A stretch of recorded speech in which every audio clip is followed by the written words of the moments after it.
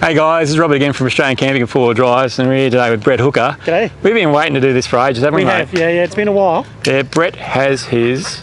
My car, I've got my new Landcruiser here. It's a Landcruiser 200 series. Yep. And what we've done is we've grabbed a new GXL. Yep. And we've sent it off to ASG in Toowoomba and said, let's turn this into a dual cab. Sweet. And that was the start of the journey. Okay. But if we do a walk around, there's so much more to the build than just the fact that it's a dual cab 200 series. So we've got it sitting here behind us, We'll go and have a look at it as well. Yep. And I'm going to hand part of this over to Brett. Yep. And we'll get him to walk around and talk to us. Okay, guys? Great. So. Cheers. All right, so what you got for us, mate? Okay, let's start. What we'll do a walk around, but let's start at the front and then step through all the things that have been done. Right. So as I say, 200 series, GXL Landcruiser. First point was to frontal protection. So we started with an ARB steel bull bar, right? So we got the ARB bull bar with the ARB spotlights, and we've also got a 12,000 pound winch tucked in inside there. Sweet. And if I lift this up, you'll see we've also got the Factor 55. The Factor 55 tucked in there as well. I've gone for the closed one so that everything's closed system when I'm doing recovery. So that's tucked in underneath there. Nice. But we've also put some side lights in there as well. I didn't even notice that. Yeah, just tucked in there. Yeah. They're on a separate circuit. Okay. So you can only use these when you're on a track in the outback. You can't use them on the highway. Yeah. So we've got them tucked on another circuit. But just gives you a bit of light up the sides a little bit more when you're trying to work through. Great, isn't it? Yeah. And I love your intensity lights. They look really good. Hey? Yeah, they're well proven. A lot of people have got them now. They work well. And so look, people ask me a lot, Brett, do these roof shoes work? Look, here's the thing. I've never hit a roof since I've had one. So, and here's Lex and I actually sat down and talked about it. We said for $20, it can't hurt. Exactly right. Right. The theory makes sense. It's a high frequency noise, but if we ever hit a roof, maybe I'll be the one that proves that they don't work. Right, so what we got going on here, mate? Well, look, a couple of things going on here, but you'll see two antennas sitting on the front. A lot of people ask me about what the two antennas are for. One's a regular UHF radio. The other one's actually a 4G or a mobile broadband amplifier, so a Cell-Fi brand. Yep. So that gives me a little bit more coverage just on the regular phone. So my viewers should be familiar with that. We've actually got one for the caravan. We did a review on that a while ago. Yep. So you've got the one in the vehicle. Yes, that's correct. That's great. Yeah, really good. Hardwired in. I've got a accessory override for it, so if the car's turned off and I still want to get amplification, I can override it and use it on camp. But that people ask, does it work? I can absolutely say it absolutely works. So I've had very good. Absolutely had situations before where it didn't have coverage that I've now got coverage. So very happy with that. Oh, sweet. So under bonnet. Engine is still stock, transmission is still stock. We've left a lot of that sort of equipment stock. We'll get to it eventually. Yeah. But importantly, under the bonnet, we've done the secondary diesel filter. Okay. Yeah. So just so we've got that, and we've got that. What over the sides? It's tucked over the back. Yep. So you got your diesel filters up over in here, guys. That's correct. And the other one's sitting just in front of it there. You'll see the couple of techs in front of it. Oh, yep. And that's an anti-rust kit. Okay. Cool. And I had one of them on my previous vehicle for years. Yep. And really worked. I didn't have rust. With a vehicle I took up to Fraser Island many times. Okay. No rust issues in the chassis and things like that. And I think again, cheap insurance.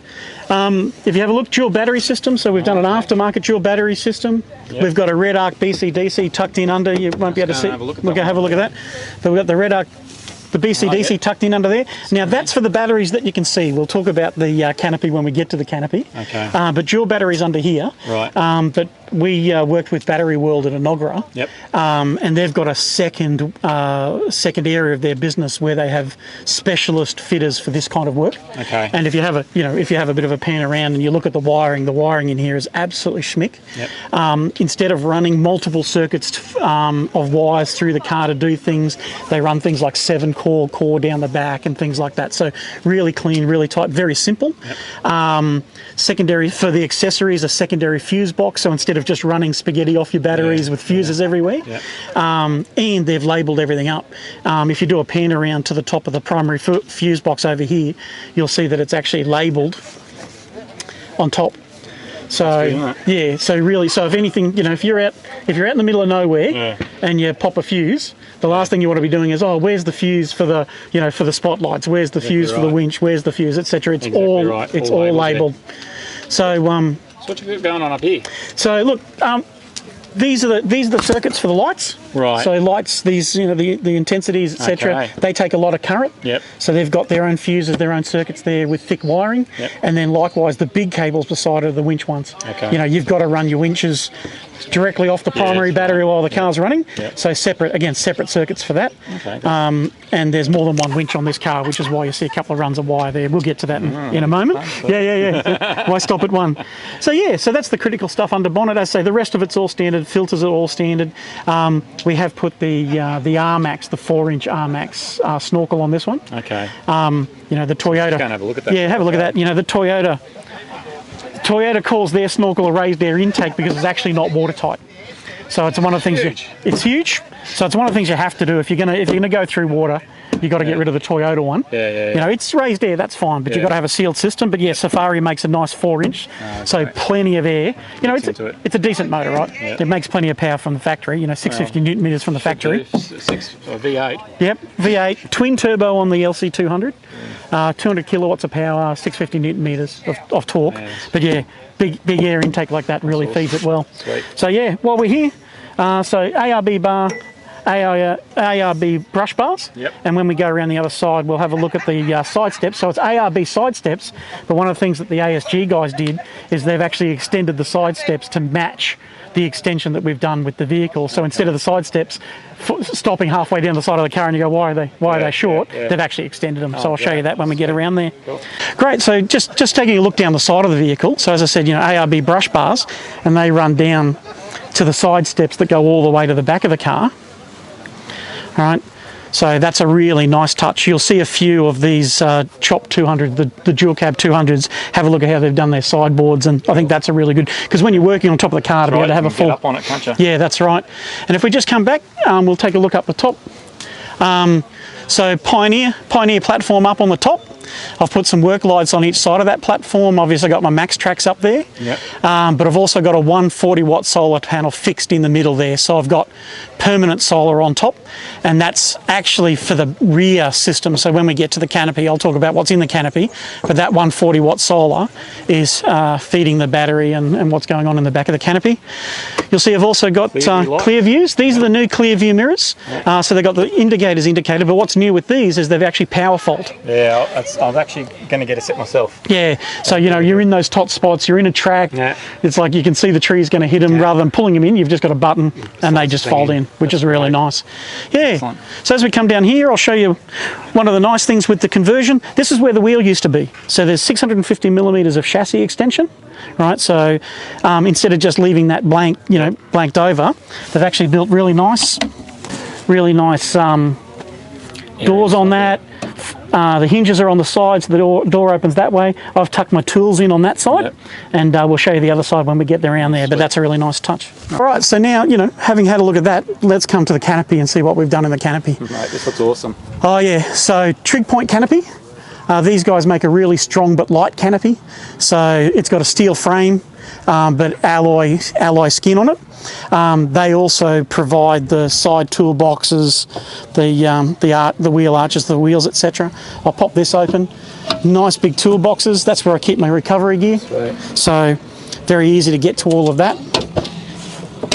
And if we come to the front, so we've got secondary solar inputs here, but we've also got water on a 12 volt pump.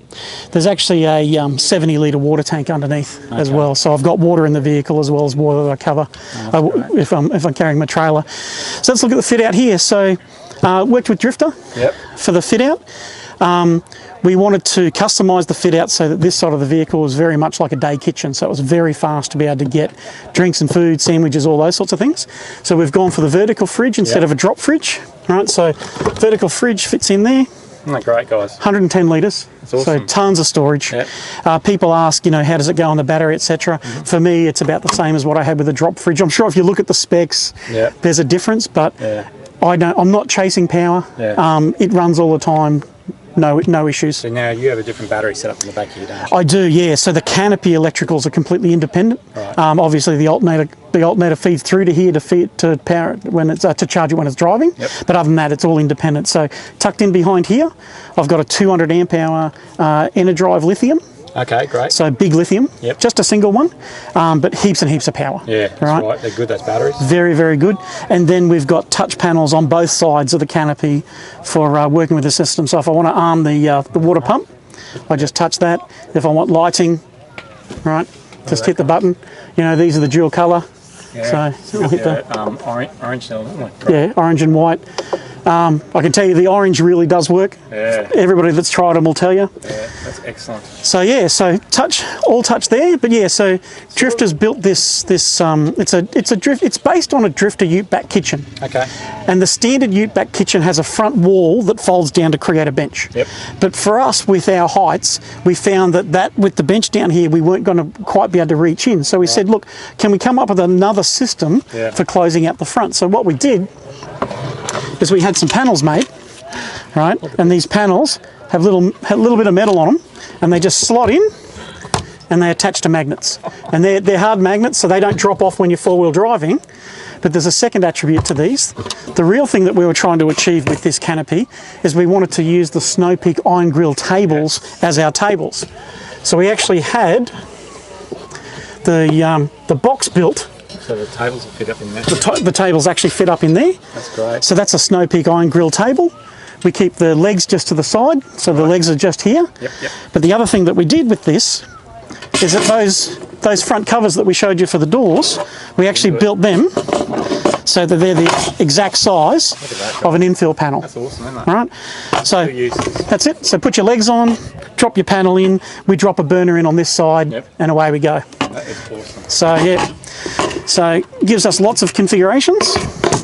And so you got two of those up there? Yep, two of those. Two IGT tables. Yep. So we, predominantly we use one for cooking, and the other one for cleaning. Yep. And if we're not using them, what we've also done with these panels is we've put a little D hook on that. Yep. And we've actually got a magnet on the end of the board. Right. These can magnet in here, and I've got a little piece of chain that hooks up here. Oh, that's great. And we can just use them as a side wing. Oh, that's awesome. So we've, like genuinely for a lunch, if you're just making a sandwich or boiling a bit of water, it's perfect, isn't it? nice and quick, and then when you're done, they go back in there.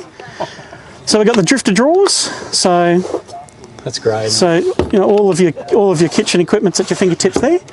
So gone are the day of the plastic ones, mate, eh? That's it. exactly. All rock solid now. And cool. Yep, buddy of them, the Travel Buddy. Yeah, I've got that too. They're awesome. They work really well. Yeah, they're really good. Yeah. We've one of the things we'll do is we'll cook up a lasagna before we go on a trip, put it in the freezer up in the fridge, then put it back in and heat up. Just chuck it in there to thaw it out. So exactly right. Yeah, so all good. Cool. So that's that side of the canopy. Okay. Great. So let's also take a look at the way we've set up for shade. Yep. With this vehicle. So we've gone for the Drifta rapid wing awning. Okay. Okay. So it's an awning with 4 posts, and it wraps right around the rear of the vehicle, so you get plenty of shade over that kitchen area. Right, but it also goes around behind the vehicle, and I've actually got walls that attach to it that enclose the whole area. So they get velcroed on at the top in here. Yep, there's Velcro on the volants. They attach on here, and they come down at an angle. Yep. And we were down at the Victorian Drifta Fans camping event a month or so ago, and got a little bit of rain. Sometimes it rains when I go camping. Brett, have you looked up in the sky today? Yeah, I know. Yeah. It's ominous. It's a sign. But yeah, so we've got the 4 walls, and when you set them up, you've got a huge amount of space covered under. But the beauty of this awning, all the legs are integrated. They swing back up, so to put it away, these things here fold up, guys. They just fold up. Got a little hook that you hook onto these little hooks that they've got just down here. Little orange hooks there. Yeah. Yep. They just hook straight up into there, guys. Correct. So plenty of shade, easier to swing out and set up. Yep. I'm not having to pull poles out of bags. It's all integrated in, so nice tough canvas. So yeah, so that's very good. So let's just have a quick look across the back while we're here. Back here. Yeah. So what's going on here, mate? You're Camera City. Lots of things happening here. Yeah. So City. you've got the whole lot, right? So let's step through it. So I'll start at the top and we'll work down. So there are actually 2 cameras up here. One of them's actually my dash cam. Right. So I've got a front and rearward facing dash cam that's really handy. So not only does that give me the normal safety features, but it's also got a streaming capacity. So I can actually, if we're out on a track and we've got coverage, we can actually stream what we're doing. The other one's actually a rearward facing for our mirror. So I've got a digital rear view mirror because I can't see through the canopy. Yep. So the second one's literally a permanently running rear camera, so I can see what's going on behind the vehicle. Got a single spare on it right now. Yeah. I've got a bracket for a second spare, so it just depends what sort sort of trip I'm doing, but I've got a bracket and I can run a second spare. Okay. If we come across the back, trig point standard lights in, but we've also fitted some work lights. Yep. So that just gives us some extra light when we're setting up and hooking up. And there's your second winch. So another worn 12,000 pound winch on the back with the Factor 55 gear. Trig point makes that bracket specifically for these models. So that's all bolted in, it's all steel, it's into the chassis. So that's good. You know, if you're traveling with a trailer, and as you know, if you get stuck with a trailer, sometimes the best thing to do is to drop the trailer. Just disconnect it. Yep, and then you can, with this, I can winch the trailer back out, so it gives us some flexibility. So, all right, and one more thing in regards to the rear of the vehicle, what we've done is we've actually had a proper electrician, a 240 volt electrician, work with us to wire into the fit out a 15 amp inlet and a 240 volt outlet. Yep. And the idea of this is if we've been out on a trip and we've really run the batteries down, there's been rain, we haven't been able to get them charged. If we can get near a socket like a caravan socket, we can run 15 amps of 240 volt in, and the Victron charger I've got will convert that to 60 amps of 12 volt. Yep. So with a 200 amp hour battery, 3.5 hours from flat, we've got a complete charge. So we made the extra investment to make that happen, and you know it costs a little bit, but not that much compared to now I've got the ability to really charge it any way I want. And I presume your other one's an output. Yeah, that's right. So that's an output. It's got an override switch inside, but yeah, if you want to run 240 volt outside, no drama. Big inverter in there. You'll be able to see that when we look at it from this side. 1600 watt inverter. Okay, cool. So you can run a lot of stuff off that. Right. Yeah. So yeah. All right, so let's take a look at the other side of the canopy. So this side is really the utility side. This is where I've got my storage. This is where you can get to all the electrical systems, etc. So let's take a look at that. Again, Drifta fit out. Big deep drawers. The beauty of this fit out, the trig point canopy is 1.9 metres wide, so it's huge, right? So these drawers, so this one's my messy drawer because it's got all my tools and spares and everything in it, but these drawers are 105 centimetres deep. Wow. So, you know, you can get a lot in there. A lot of gear in it, eh? Correct.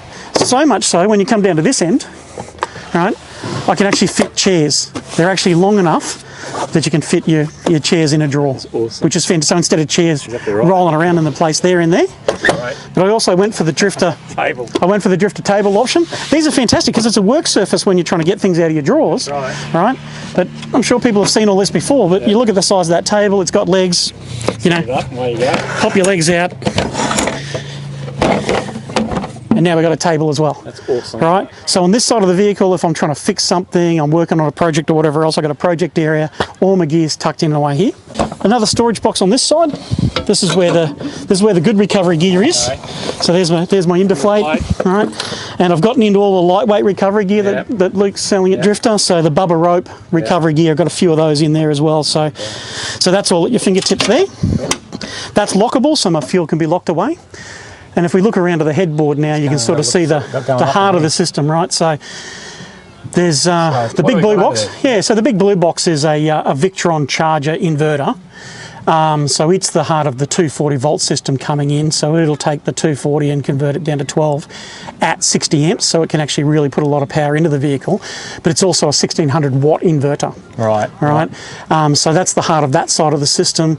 There's an EnerDrive charger back there as well. Yep. We've put a secondary, as well as the hard, I said there was a hardwired solar on top. We've got a second solar input, and it's got its own regulator as well. Sweet. So I can have totally different types of solar feeding into the system. Yeah. Right. So the other things you'll see up there, a bit like under the bonnet, you'll see there's a description of the circuits there, so I know exactly where my fuses are. Right. Touch panel on this side as well.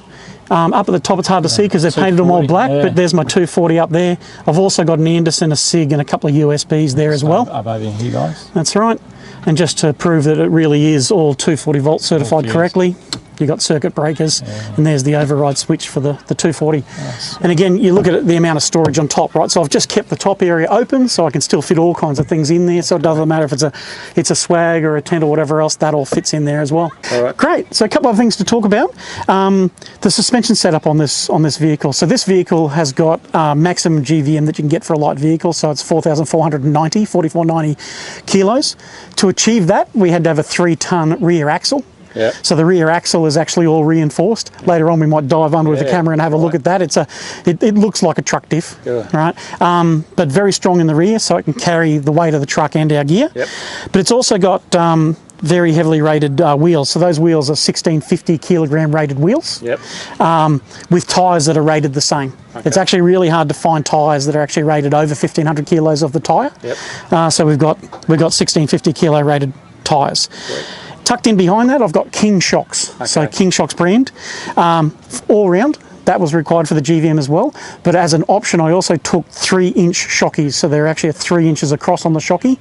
That's designed so that when we're really out west on corrugations and things like that, when you've got that very heavy duty cycle where they're working hard, the larger capacity allows it to absorb more of that heat. Okay. All right. So on corrugations for a long period, these are only sitting at about a 60% duty cycle while they're working away. So big shockies tucked inside there. Yeah. They're also adjustable, so for different weights and different conditions. Okay. The rear ones we've got locked in pretty hard because there's a lot of weight in the back. The front ones we've got them at medium, so you get that nice balance between, you know, if you hit something, it absorbs it and it doesn't spring back hard, it springs back soft. So that's really nice. So King setup in there. So that's 90 litres. That's the 90 litre long ranger tank. Okay, cool. I'm going to change it over. I think ARB's got a 180 litre poly tank. And it's lighter. Is your exhaust bigger too? No, just longer. So that's the factory one, so it's still nice and quiet, but they just extended it. Right. We've got going in here. If we come across to the other toolbox they made where the wheels used to be, this is where the ARB compressor is. So it's a twin compressor, so the twin so you got twin generator. Up there. That's it, but it's also got the storage tank, and the storage tank allows you to obviously run higher pressures. So this one can run 120 psi, so you can run lightweight tools on it and things like that, as well as just as filling up. Yeah. Filling up's important when you're running big tyres and heavy. Yeah. That looks awesome. Yeah, and I've got a 15-metre hose tucked in there. So for your trailer. Yeah, that's it. So you can get everywhere on the car and everywhere on the trailer, and I'm not searching for a hose. So that's all tucked in. That's awesome. All tucked in inside there. So yeah, and then that all locks away. So that's very nice. Cool. Inside this car looks really good too, eh? Yeah. Well, it's again the guys that did the conversion. You know, you've got. Obviously, you got all the benefits of a Landcruiser 200 series, big back seat. I got 3 teenagers. Yeah. You know, 3 teenagers on long trips. It's, you know, if I thought let's give them a bit extra room. Yep. So that's why we went with the 200. So plenty of room in the back there. But the guys that did the conversion did a really nice job in so much as, you know, when you fold that seat forward, and I'll move some stuff in a minute so you can see that. But when you fold the seat forward, you can actually see they've built a nice storage compartment back there. So it's actually finished off really, really nicely. Oh, sweet. So the ASG guys, so what they've done is not only have they chopped it and closed it off, but actually they've finished it off really nicely. So if you have a look through here, they've actually built a carpeted back wall and a carpeted storage box, so I can tuck some things in behind here like first aid kits and manuals and things like that. But you see it's all nicely finished, nice window in the back there. Looks good, doesn't for the people that run, you know, a normal panel on the back, they can still see at the back. So it's finished off really nicely in there, even though the car's had a pretty decent part of it chopped out. Off. Yeah. So we'll just take a look through the front now. So there's a couple of things that we'll talk through in the front. You'll see I've got some nice R.M. Williams canvas seat covers, which are just a nice way to finish the vehicle off. But as we go through it, we've got a roof console. Right. So we've tucked our UHF radio up in the roof console. Can you do something there, guys? Yep, that's it. And then as you pan around, you'll see the large. I've got the rear view mirror there, so that's a digital rear view mirror. So that's awesome. I've got excellent, as opposed to no visibility at the back. I've actually got excellent visibility out of the back. Yeah. And when I pop the vehicle into reverse, my actual reversing camera is actually now trained down on the hitch. Yeah, hitch. Yeah. And that comes up on the head unit. On the head unit. So I've got plenty of visibility. So, but as you pan through there, you know, it's mostly a stock GXL fit out, but obviously there's some extra switches tucked in there. So if you come across to this side, on the right hand side, we've got our ARB air compressor in the front and rear. I've got front and rear air lockers on it. But also above that, we've got our spotlights. So the ARB intensities are on one. Yep. And then the side lights are on they're the great whites, the other ones, and they're tucked on another switch, so they're tucked in there. I won't jump in front of the camera, but I've got a Red Arc Tow Pro Elite. Yep. Electric brake controller, that's tucked in on the other side. Yeah. But on the other side of the dash, there is also the override switch for the self-fi and the power switch for the mirrors. So in the standard factory location, so it all looks nice and nice and neat. He's got the scan gauge up top up there as well. Oh yeah, that's tucked over the side there. We did that. We've got a long-range fuel tank in it. Yep. And with this particular model, you have no idea how much fuel you've got now because it just shows full forever until it gets to the end. But the scan gauge actually keeps track of that. Oh, that's so great. I've actually got really good visibility of where I am with fuel, so that's really nice. And the other little thing that's tucked up beside the scan gauge is a heads-up display. Oh, okay, yeah, I've seen that. Yeah, and it's just for speed. I just use it for the speed, and it's excellent. You know when you travel through the outback, towns are 50 and 60, and then they're 80, and then they're 90, and if you're trying to go up and down looking at the dash all the time, you're not looking at the road. That's right. So projecting the speed up into that lower section of the windscreen makes it really easy to keep a track of where you are on speed. Great. So just in terms of this side of the canopy as well, I've put a Rhino Rack Sunseeker awning on this side. It's a 2 metre wide one that comes square out. I see I've got the wraparound awning for all my normal stuff, but if I'm doing some work on this side, it's a bit rainy, I can run that straight out, give me some cover. I've got the sidewalls to put on it. Cool. So again, even on a camping weekend, if we're trying to get away from heat, dust, rain, I've got ways to do. But the other thing I did with this one is I got their mesh room. Okay. So, and again, when you head out west, you really start to see the flies. No, mate. And if you're just trying to have something to eat, it just clips in. So it's a super quick way to have a fly or an insect-free environment. So that's my Rhino Rack there as well. Okay guys, so that's pretty much the car, eh? So thanks Brett today for taking some time to show us around your car. I really appreciate it. My pleasure. There's a lot to it. There's a lot on that car. Thanks for taking the time. A couple of things maybe we might have overlooked in that, guys. So if you've got any questions, pop them down in the comments down below. Yep. And we'll get him to answer them. Happy to. Yeah, no worries at all. My pleasure. All right guys, we'll talk to you later. Great.